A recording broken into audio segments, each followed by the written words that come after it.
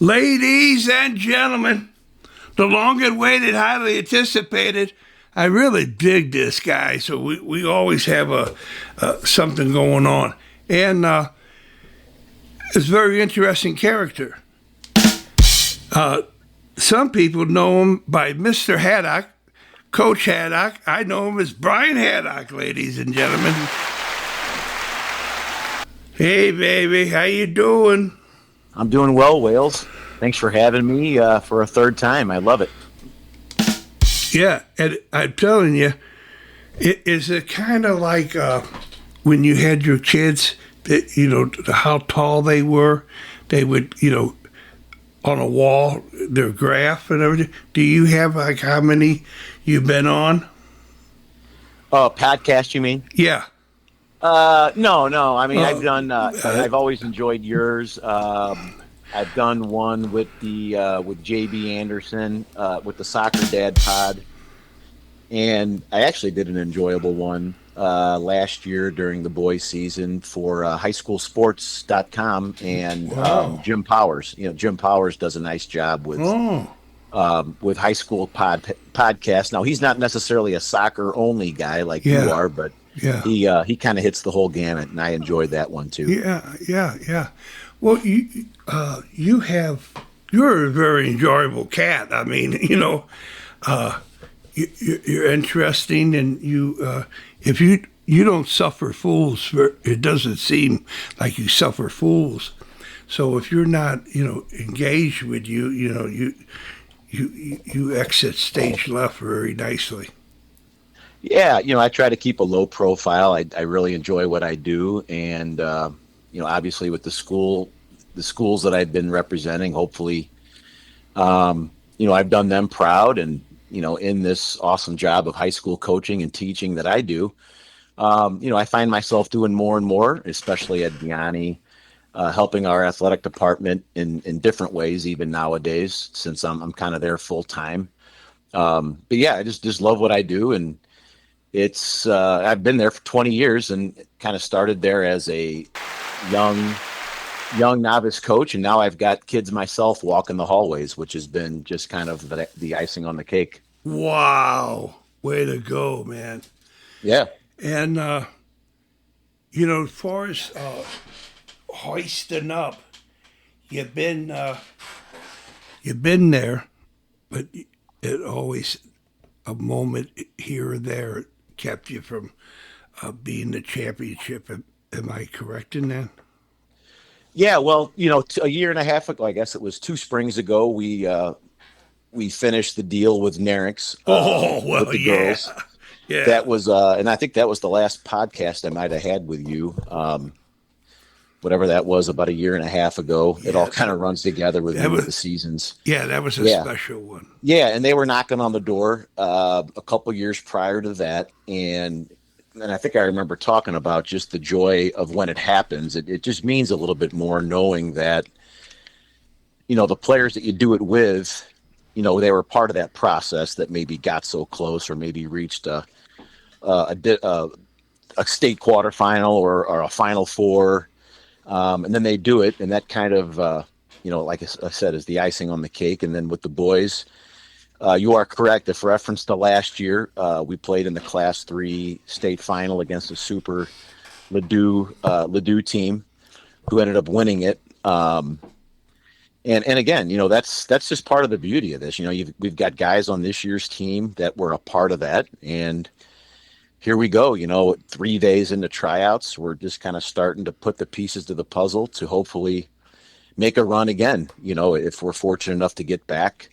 One of the hardest things to do in the state of Missouri, I think, in any sport, is to win a soccer championship. When I look at all the sports that we offer, soccer has so many good teams, so many good programs, so many great coaches, and it goes beyond St. Louis, Kansas City, some schools from Columbia, Springfield, are always somehow represented in the Final Four. We played a tough Borgia team kind of right outside the metro area, I guess, in last year's Final Four.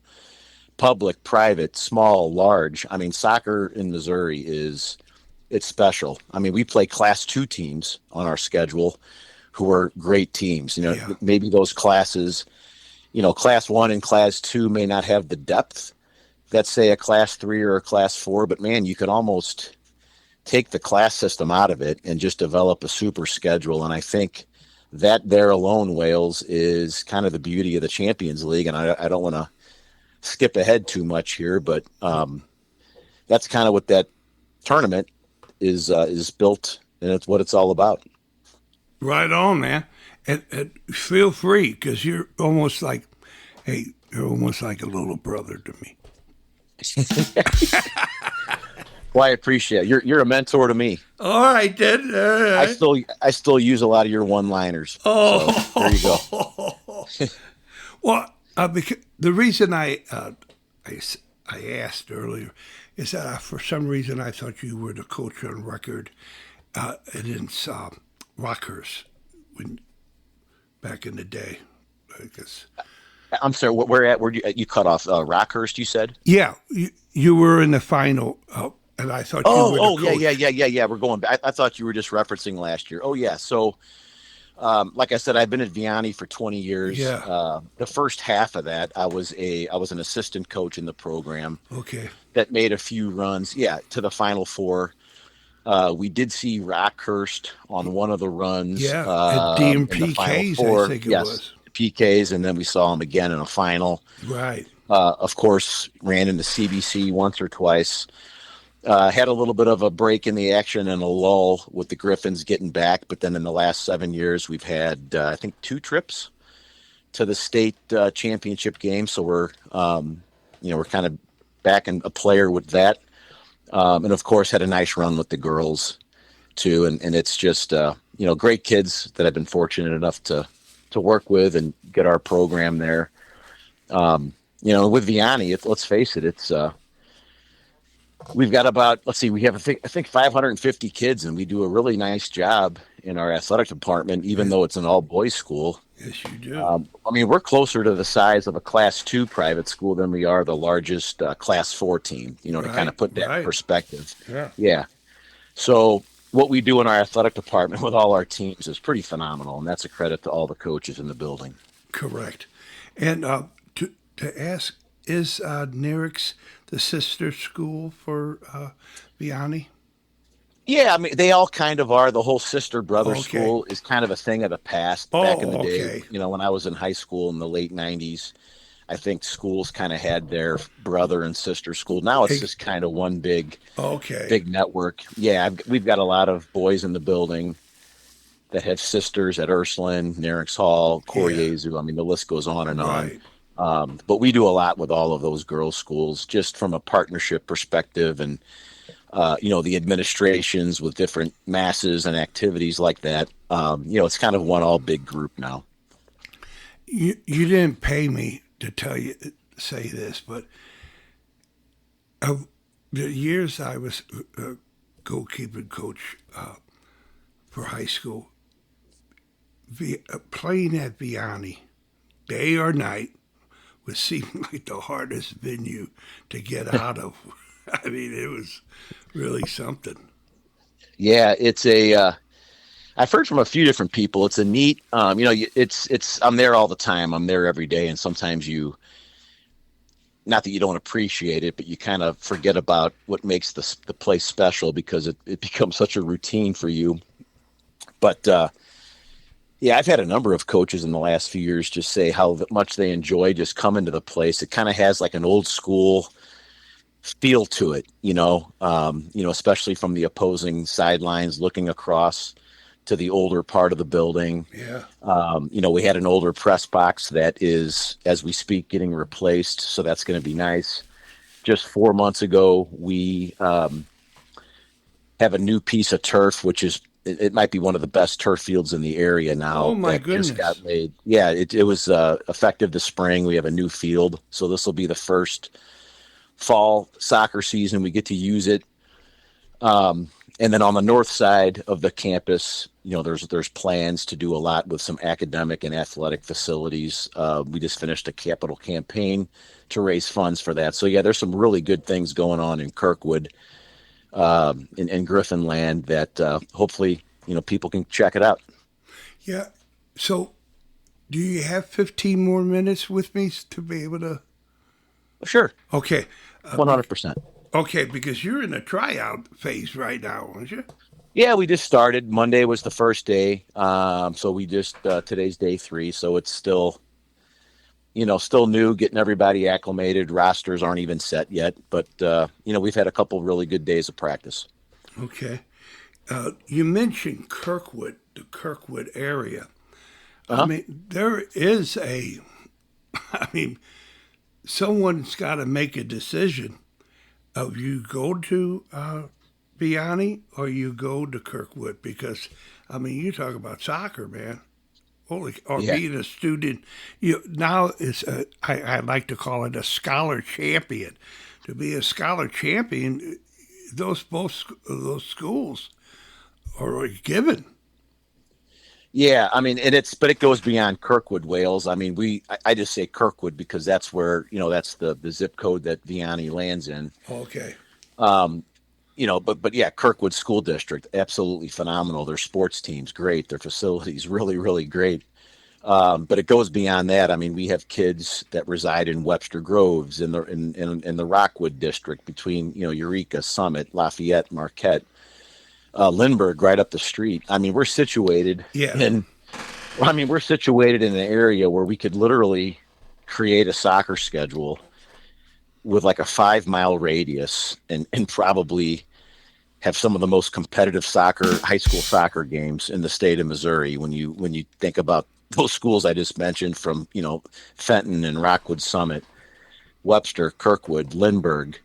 Now you go further west, Clayton, Ladue. I mean, the list goes on and on. But we draw kids from multiple geographic areas, but our bread and butter still right now is the South City, South County, Southwest County, a little bit of West sort of kid. And that's why you're well certified Hall of Fame, baby. All Because right. yeah, baby, because you're right there. You're right there that people know, hey, this is a good choice. Having no choice is a choice too.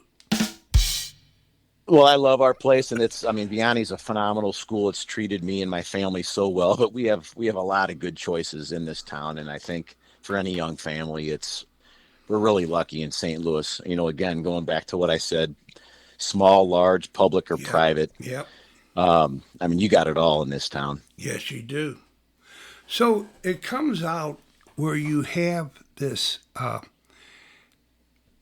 what do we call the academy, where you have a, I love going to school here, but I'm unable to play soccer. Have Right. you found that to be a mix for you? That, I mean, I would say this, and correct me if I'm wrong or right on this. That hey, you don't know if you try out. I'm not going to worry about it either way. If you come out, we'll put you there, bubba boom, bubba bang. But we're not going to go emotionally roller coaster on this thing, and that we're going to play. We're going to win with what we got. And Right. yeah, and I was wondering if that's basically the thing, or have you thought that it was a taken away from Vianney, the academy rules, or what? What's your Yeah, I think I know what you're asking. So I'll probably need more than 15 minutes on this. I but get you. You but got it. but yeah, but what I tell you here is no different than any coach that you talk to. It's a reality. It's just kind of what the year 2025 is all about. Unfortunately, us coaches didn't grow up, did not grow up in the system. So it's kind of the one thing that I can't, you know, literally talk about from experience because none of us had the academy issue. I mean, again, in the mid to late 90s, when I played high school soccer, everybody played high school soccer. And those were the places that our kids got recruited from and the coaches that the colleges were talking to. And we played on some really good club teams, but those club teams took a break, and it was just how it was and everybody understood it. But yeah, Vianney is no different than any other school. What I will tell you is this: the number of kids in the pool. again, going back to the raw numbers, we only have 550 kids in the building. Might not just be as large as some of these other private schools and public schools for that matter that have over 1,000 kids, all boys, or 2,500 kids, boys and girls. So the pool just isn't there. So whenever a kid at Vianney either chooses to play high school soccer or to not play high school soccer, it just makes a little bit more of an impact on our school size than it does, the average larger public school or larger private school, for that matter. It's not an easy thing to tread. I kind of go the way I treat it. I think goes hand in hand with our school culture. We have boys who elect not to play high school soccer. I do not alienate them. I do. They're Griffins. Just because they don't choose to play high school soccer. I teach these kids. I interact with these kids in the hallways. In fact, a lot of these boys I watch play, on their club teams or on their MLS Next Academy teams, and I enjoy it. I know some of their parents. So that part, I think, is part of the fabric of our school. We're a very family-driven, educational-based institution. So I feel that's just how we roll. And if a kid wants to come back, he knows the door is open. Obviously there's a discussion. There is a little bit of an adjustment period for the young man. If he comes back his sophomore year, his junior year, maybe it's for a one and done senior year. Because there's a lot of value in high school soccer. And I think sometimes these kids that have played in the academy system, while they are very nice technical players, sometimes they need to adjust to a different style. Maybe it's a different position. Maybe it's some input from a coach they've never heard about. And all of this becomes a positive to kind of boost that resume for the young man. And I couldn't be more of a proponent from high school soccer from the perspective of, diversifying your talents, diversifying the positions you play, being able to maybe play against a younger high school player who isn't as good as you, but to develop that leadership to bring that young man or young woman up, I think is a priceless feather in that young man's cap. And some of those things, you don't get that at the highest academy level, Right. I'm an old guy now, and I think sometimes I look at some of these rosters, and if I was in the middle of the field, I'd look good too, playing with some of these guys. So I think the high school game, especially in St. Louis, we've got some really good high school programs that, expose themselves with the Champions League, with conferences like the suburban conferences, the Metro Catholic Conference, to various college coaches. So it's a path for these kids to play at the next level for sure, and we've had a number of guys in the last, I've been head coach for 8 years now at Vianney. Number of guys play on the next level, whether it's D3, D2, or Division One. So, Yeah. that was a long-winded answer. No, it's beautiful. Hopefully, I answered it. I could have went off on different tangents, but it's just the bottom line is it's still kind of new to everybody, and I think we're all just trying to navigate it ourselves. Pardon me while I stand up and applause. You always knock it out of the park. I got this question for you though. It's a meatball question. You throw in the college coaches recruiting, this and that you helped start.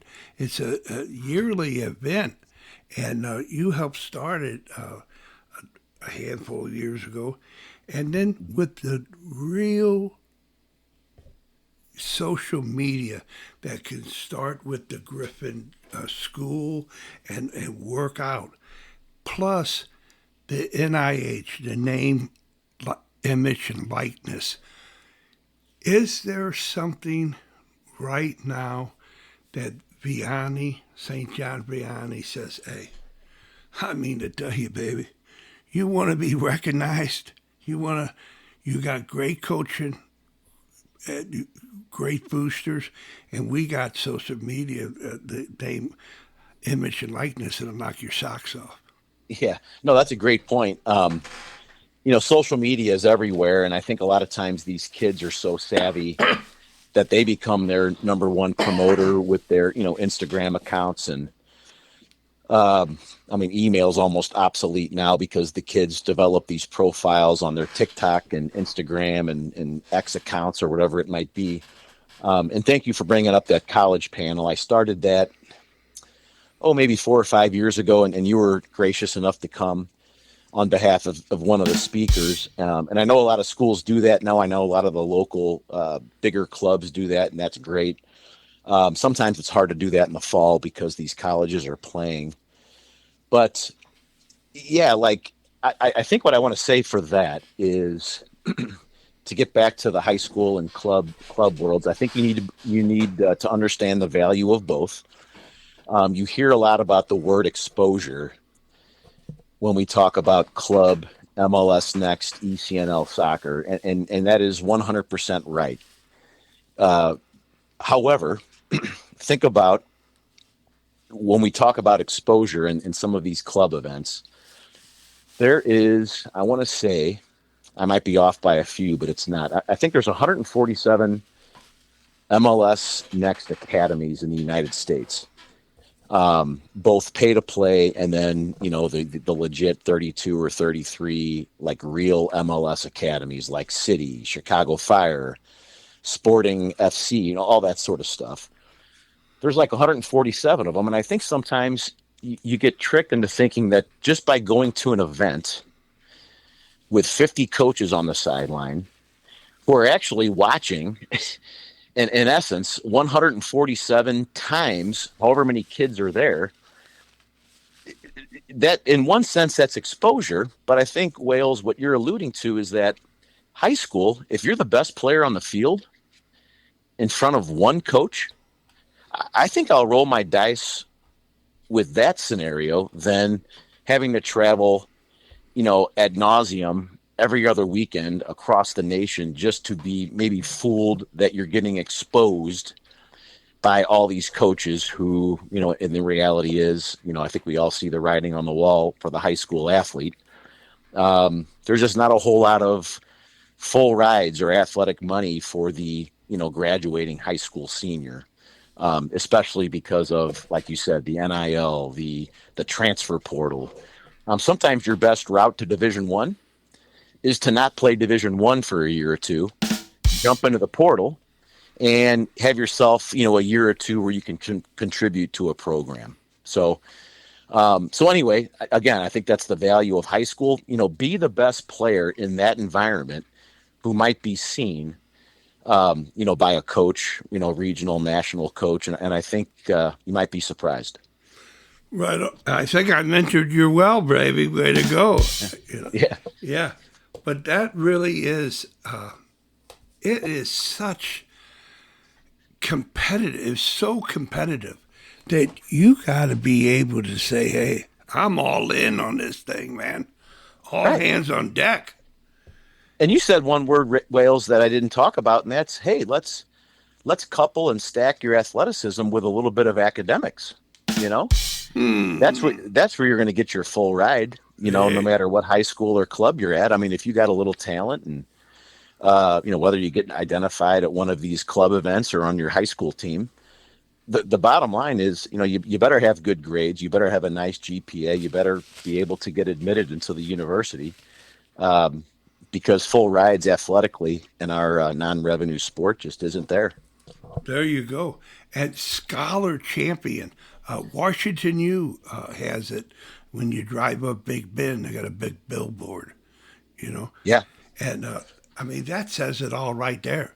It ain't just being a student athlete. They have to. Because they don't even have any athletic money at the Division III school. Yeah. And I can tell you, I had a little bit problem with the books, either new or used books. But that was a little humor, okay? But But the upshot of the thing is, now I lost my train of thought. You got to have timing, but of doing the grades. Oh, that being a player who had it was passionate, it was noticeable, it was my presence talked of soccer, and you had a couple of people give you a good recommendation and some reputation on the street. That caused me to have a career because I was a soccer player.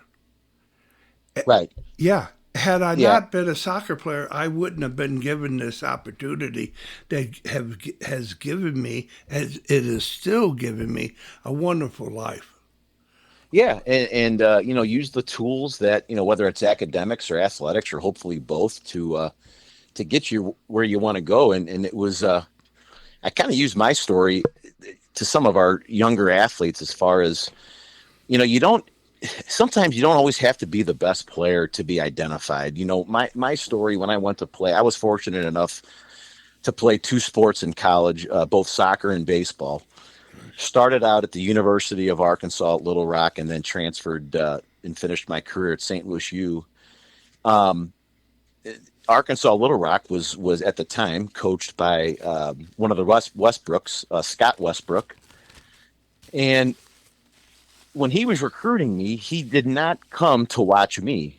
I played on a nice club team in the off season with Jeff DiMaria. A lot of your listeners know him.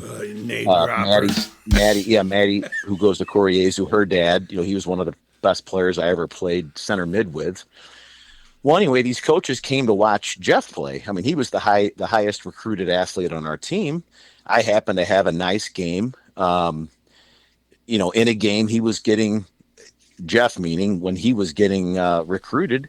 And then that's how I started talking to a few college programs. So you just never know, sometimes it's better to be lucky than good. You just never know what time, is right for somebody to identify a good player, So I always tell the guys, to your point, man, boost that resume with, your activities, your athletics, of course, your GPA, your ACT score, and develop that nice profile. And of course, character, so that, somebody will see you.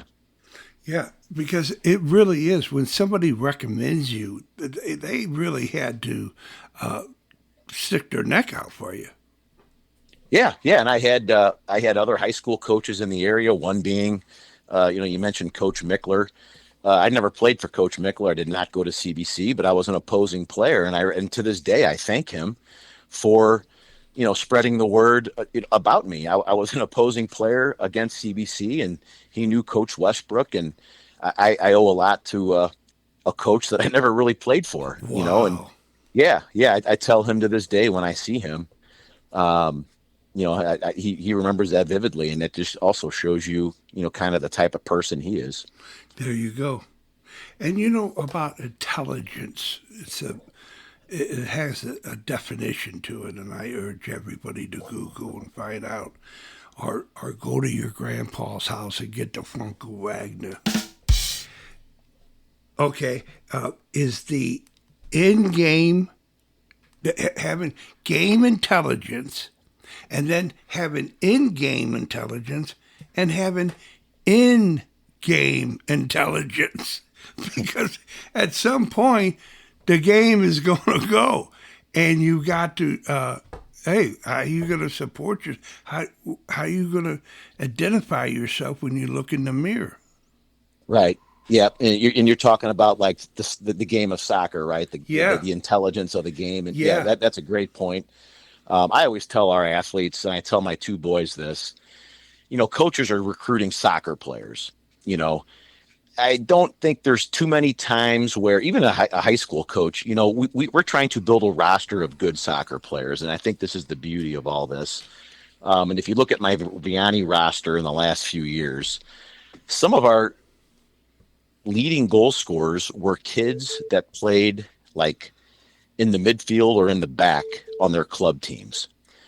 But they're very knowledgeable. To your point, the intelligence of the game, and they're good athletes. They're good soccer players. They're smart. They understand the tactics. And I think the high school game brings that out as well, So, I think it's not healthy to kind of pigeonhole these kids into one position. And unfortunately, I think the youth game does that at times. At a ripe young age, they anoint somebody a left back and that's all he plays, or he just plays, a wing midfielder, never has that opportunity to develop that IQ and that intelligence, both on and off the field, on the ball, off the ball, Yeah. that you're alluding to. Yeah. And a goalkeeper. Hey, baby, you better Oh, learn. yeah. You better learn how to play with your feet, or you're Heck not yeah. gonna. Yeah. Yep. Bingo. I mean, today's day and age, you almost got to be a sweeper keeper.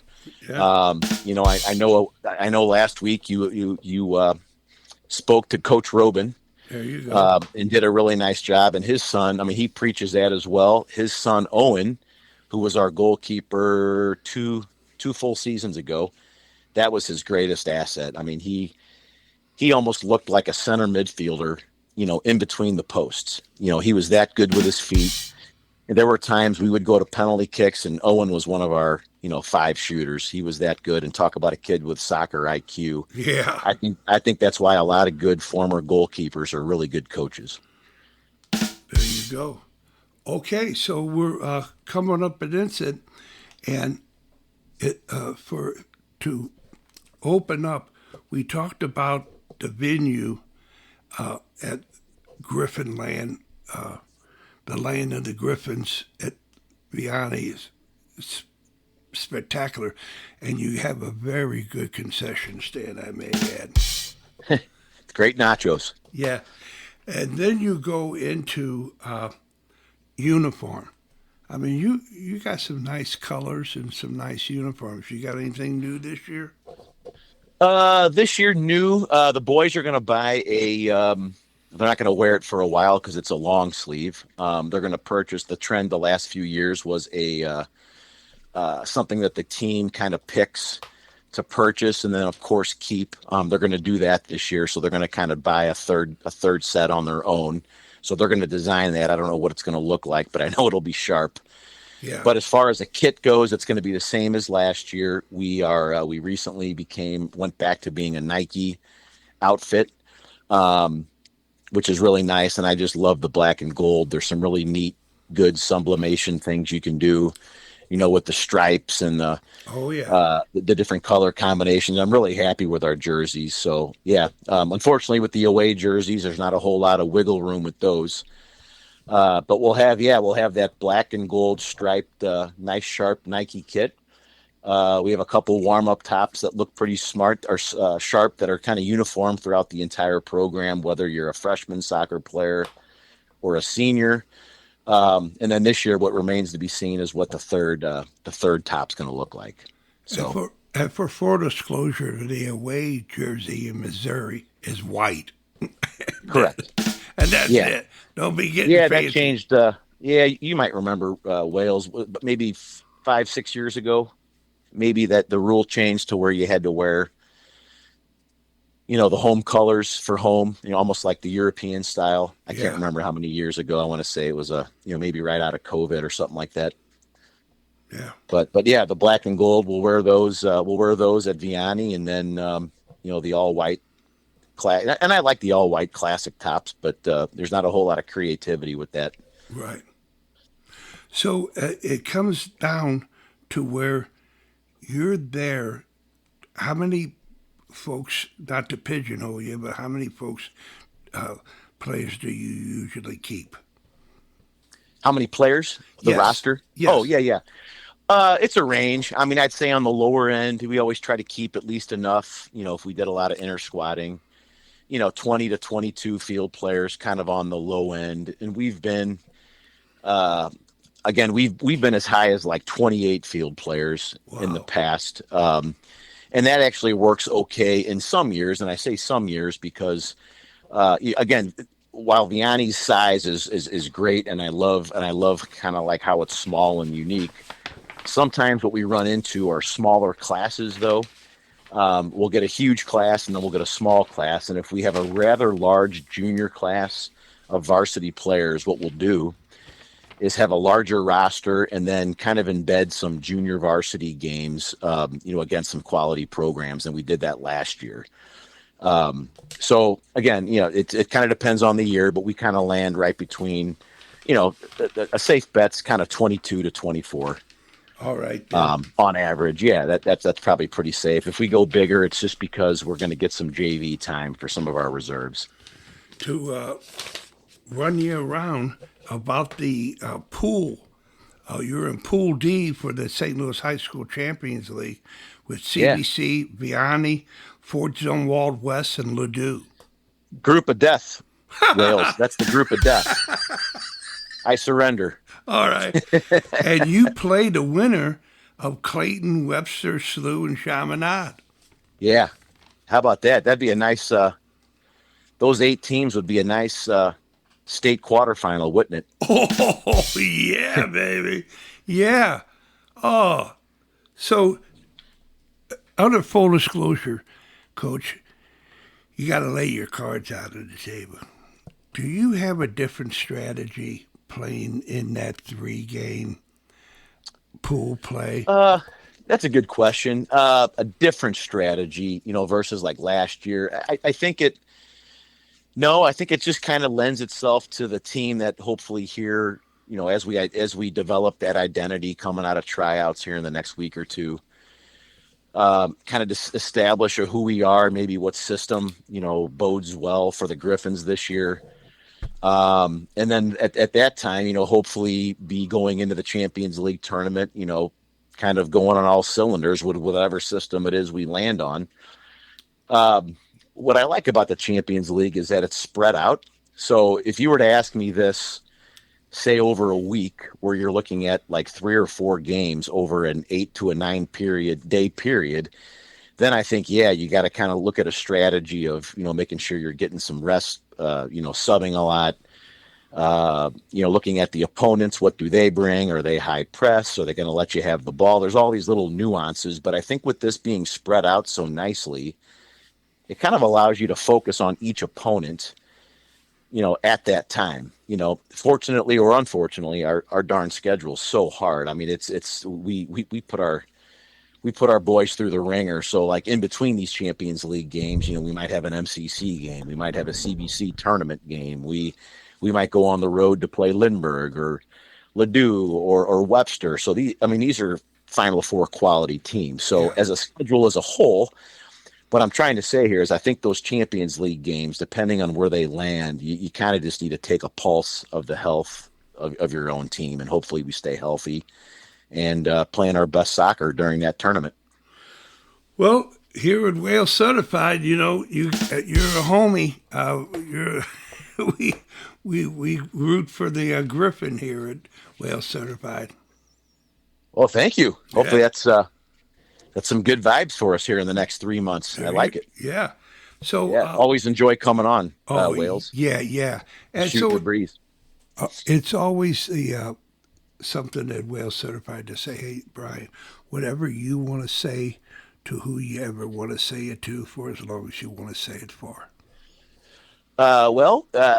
Hopefully the folks that listen to this, hope that you found some value in, not just, learning about the Vianney Griffins or high school soccer, but hopefully I gave some perspective on the landscape, and whether it's the college process or, the kids that elect to play club soccer, hopefully that widens the audience.